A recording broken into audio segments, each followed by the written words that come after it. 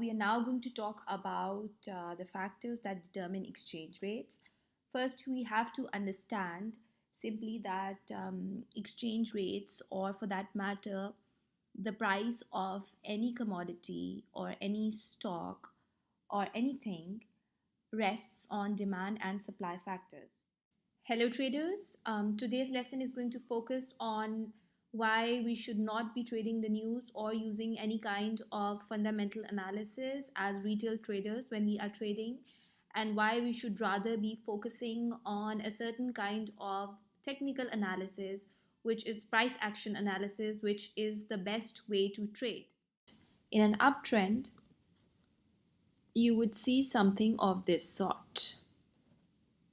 So you would see that prices are generally crawling upwards while being pulled back at certain places, which we call retracements. So we see that the prices have made several peaks on this chart.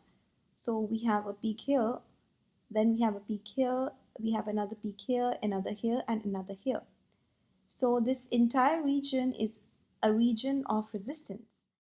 It would be this upward move and this upward move, for example.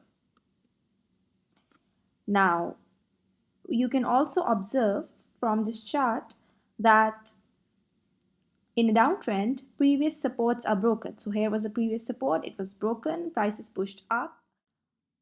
Prices were unable to sustain higher levels and rejected higher levels.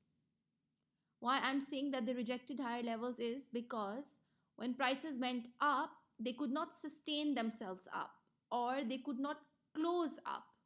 So at the end of the day, they fell back and they closed low. So in the first column, you see that I've selected random values of risk per trade.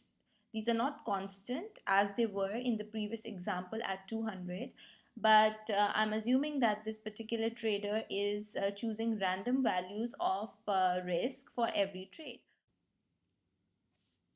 So here you will see different fields and they require different information.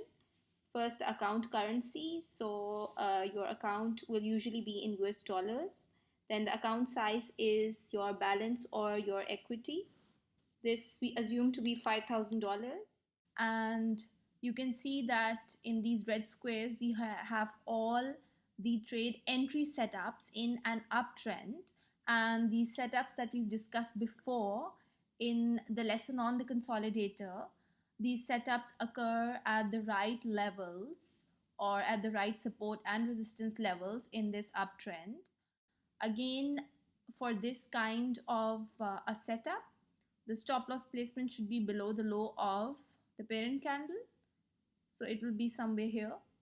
And you can put a buy stop entry above the high of this parent candle here, which is also a rejector. So if I'm looking for 1 to 3 risk reward, then I'm going to draw 3 more lines below this. So this will give me 1 times reward as my risk.